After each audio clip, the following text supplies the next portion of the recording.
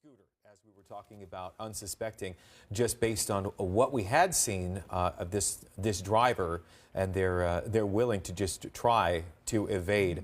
Doesn't happen. Usually does not happen. I mean, once the chopper is overhead, very, very few times do they usually get their folks. But we're watching here the camera pulling out, giving you a little bit of perspective. It looks like this may be some kind of a mixed use residential and commercial area. This is, I believe, in the Chino area. We're trying to get a firm handle on that for you. But this chase started a little after 4 o'clock in the Ontario area. And in case you're just joining us, we will reset the table for you here. The driver here wanted for assault with a deadly weapon against a police officer and has been driving wildly, dangerously, recklessly, and erratically, as you can see here again, driving off the road. That's the shoulder there, trying to evade officers. This one started with Ontario police. Then this vehicle has hit pockets of traffic. This is rush hour on a Friday.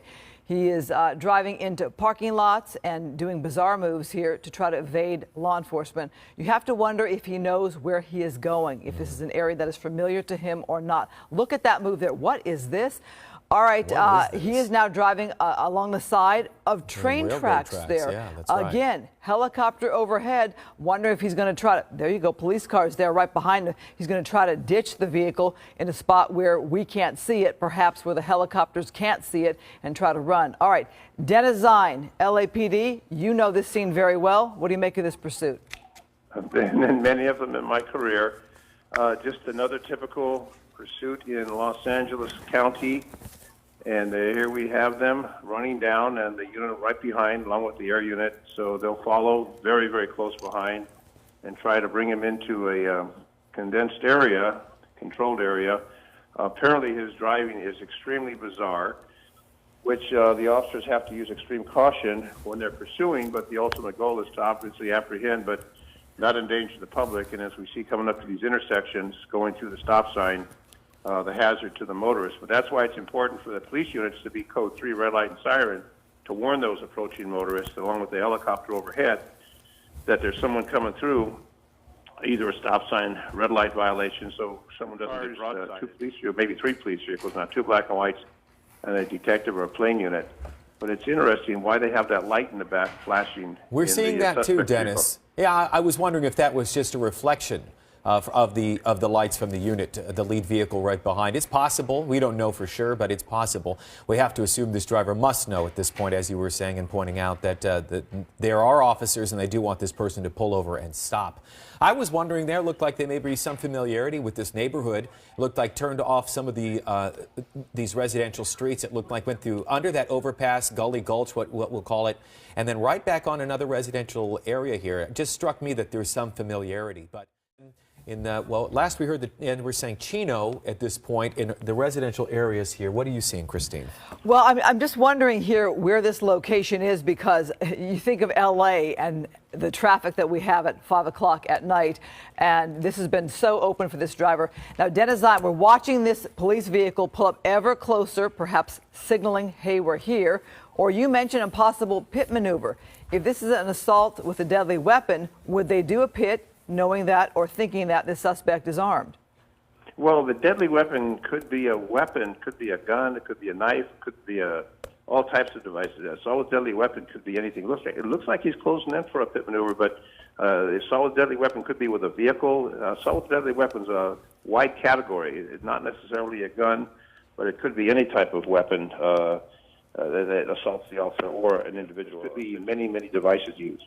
Yeah, we're seeing a little bit more traffic, although this driver is not getting slower, or slowing down, I should say. It looks like the driver is actually speeding up through intersections and just completely, like we were saying, ignoring the traffic signs and signals.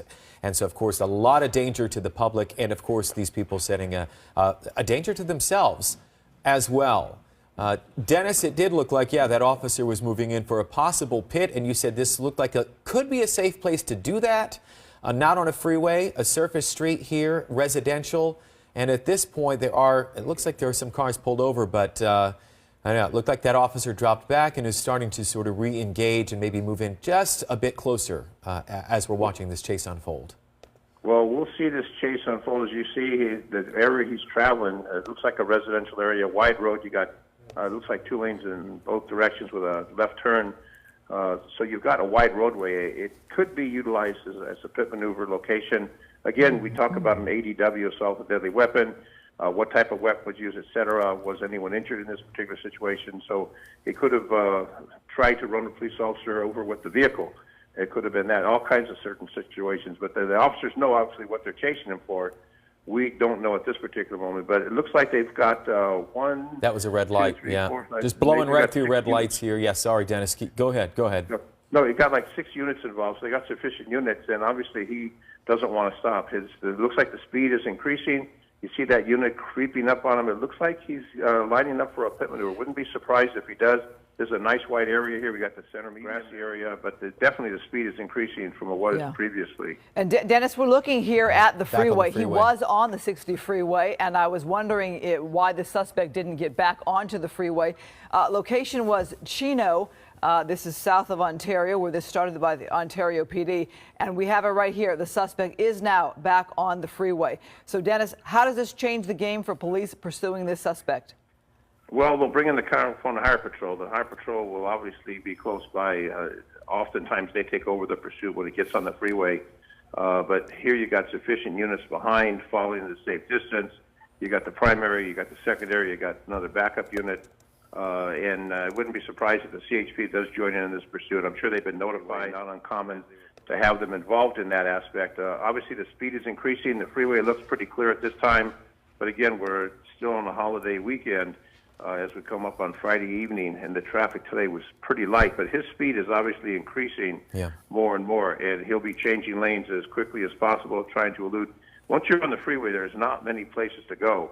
But what it does do is it enhances public safety as far as pedestrians. You don't have pedestrians, bicycles, roller skaters.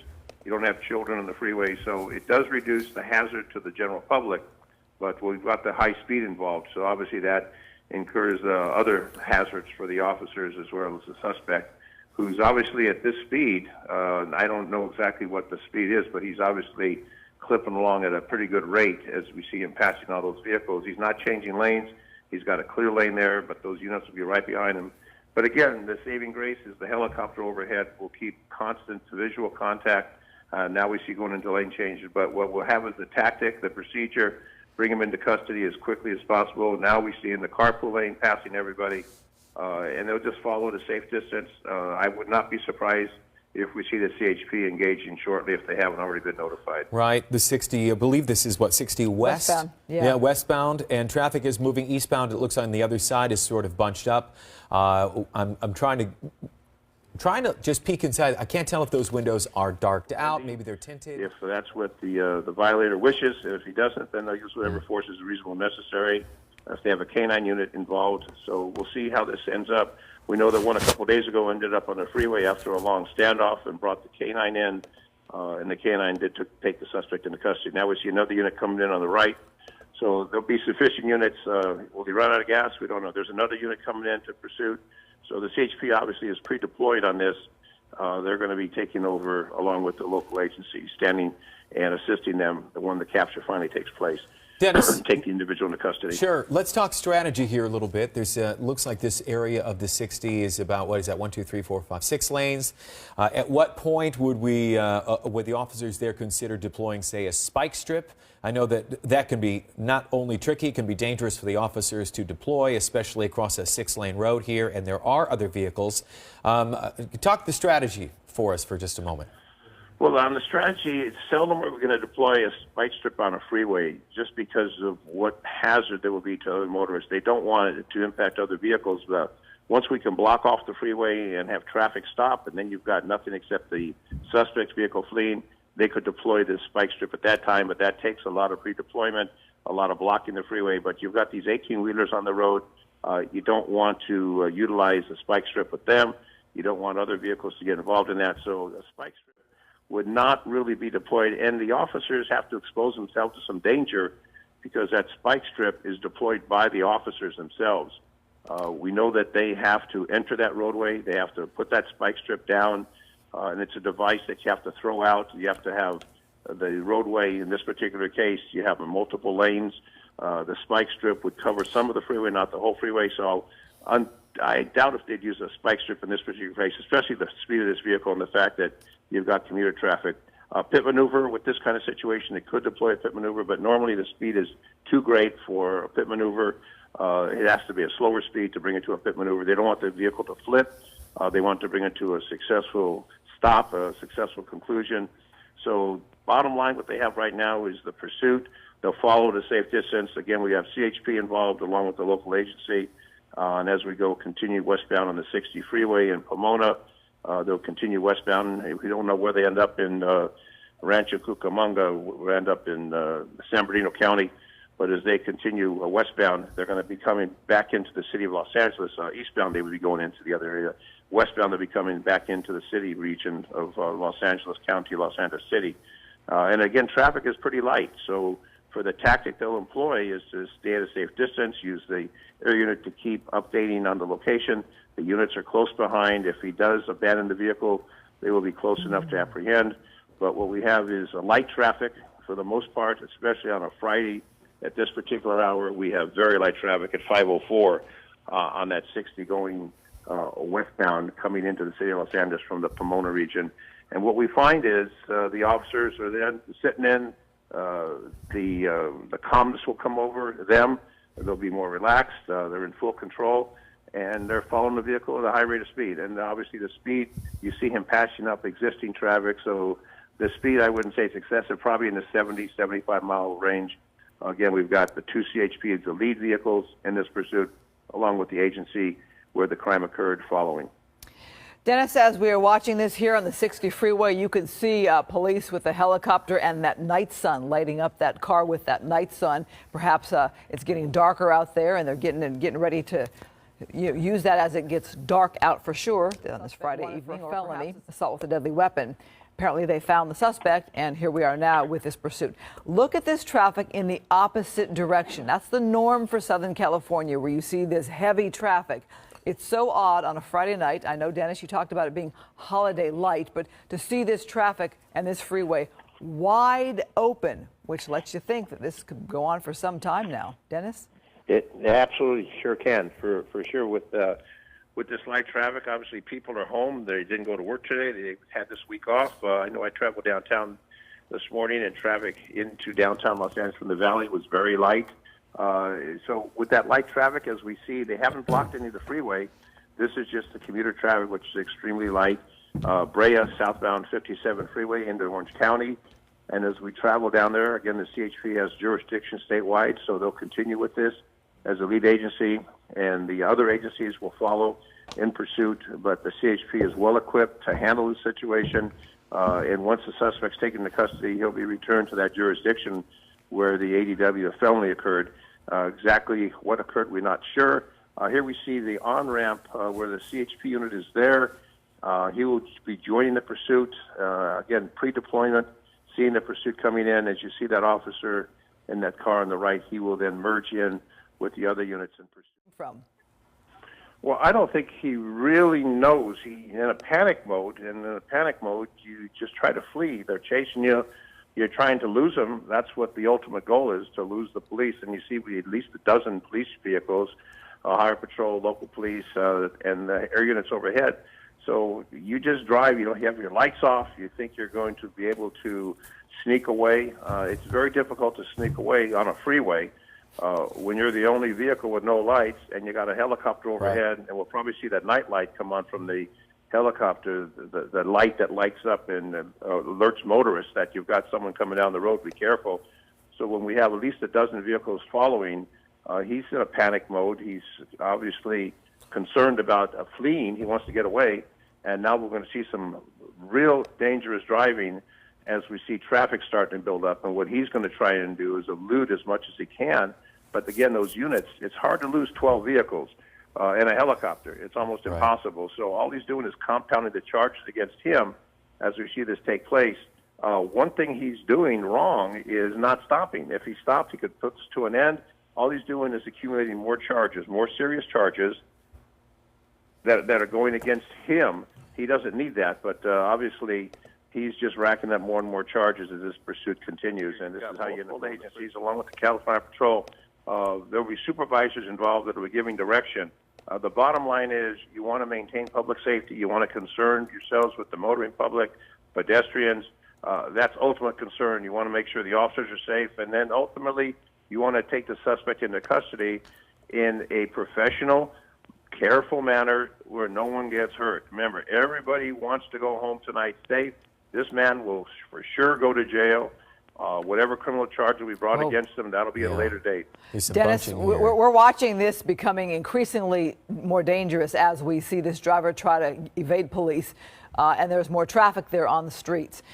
This driver has had the luxury of being on a pretty open freeway and in Monitoring areas. this to make sure the public knows he's finally taking the custody and there's no more hazard down in Anaheim. Assault with a deadly weapon suspect. Sorry, Dennis, the vehicle is stopped. I can't tell if it looks like the driver's side window is down. I thought that. Hard to tell. Yeah, well, it is. It is hard to tell, actually. I thought we might have saw an arm waving out there, but I take that back. We are at State College and possibly Catella, because he was heading south below Ball, so possibly Catella. Pretty close to the Disneyland area as well. That's right. And no movement. It appears, I mean, it's a guess, but it Police appears there the in vehicle's K9. out of gas. We see the K9. We see at least 1, 2, 3, 4, 5, 7 units there. There is the K9. Boy, think, Dennis, of all those other motorists there that are at that intersection in their cars watching this play out. Okay, we're at Cerritos. Okay. They call it Cerritos. Okay, so Dennis, the concern here too is those other motorists in those other vehicles. Well, hopefully they'll remain calm, stay in their cars, don't get out, don't approach the suspect, just stay in your car, let the officers do what they need to do, take him into custody in a safe manner. What the motorists need to do is just stay out of it, don't get involved in it. And sometimes we see motorists doing some foolish activity. We've seen some pursuits where they engage. They don't. Okay, the driver's side door is opening. We're just going to kind of do it play-by-play here, Dennis. Sorry to cut you off. The driver's side door open. We see the driver now out, hands up, back to the officers. If this plays out the way we expect, that person will back away from the vehicle and lay down face flat on the road while officers move in. It does appear at this point that he is obeying the officer's command. This is an assault with a deadly weapon suspect, that assault with a deadly weapon against a police officer. And so all these officers here obviously treating this situation very delicately and very carefully. Well, you know, you have that canine right there, Dennis, so that's got to be threatening right there. Go ahead. Well, that is for him, but remember, 2 individuals already exited the vehicle, so the concern of the officers, how many other people, who else is in the car other than the driver? Is there anyone else hiding in that car? So they're going to use extreme caution, bringing him back to the units, as well as going up and covering that vehicle and making sure that all the individuals in that car are taken into custody, because we know that 2 already exited previous to this. Now they got the driver in custody, but who else is in that car? With the tinted windows, you can't see in, so they'll be very cautious as they approach that and to see exactly who's there, who else is in the car, if anyone. I don't know if you noticed, but somebody on a bicycle rode right by there on the sidewalk. It amazes me, human nature of people who want to just kind of be near action. If it were me, I would be to the back of those police cars, not wanting to be anywhere near any kind of line of fire there. This is not selfie But time. the thing that people don't use oftentimes is common sense. The common sense says they're taking someone to custody, stay away from it, and don't get yourself involved. If he has a weapon, he pulls a weapon, you know what's going to happen after that point. So staying away is the best philosophy to protect yourself. All right. So we're seeing he's taken a few steps to the right, and we are not seeing any fast movement from him. It looks like both hands still in the air, or is it just the right hand? He's complying. It is both. We haven't seen him lay down. It seems to me they're maybe trying to get him off the road, out of the street, onto the sidewalk there. Or perhaps away from any other traffic going the other direction. Dennis? Again, they have those officers using the vehicles as their safety zone. They're going to get him over to the right, away from the car. Again, there's a concern about that car. Who else, if anyone else, is in that car?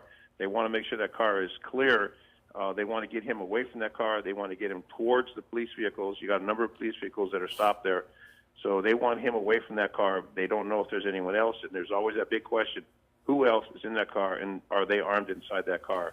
Again, you've already seen 2 people flee from that car.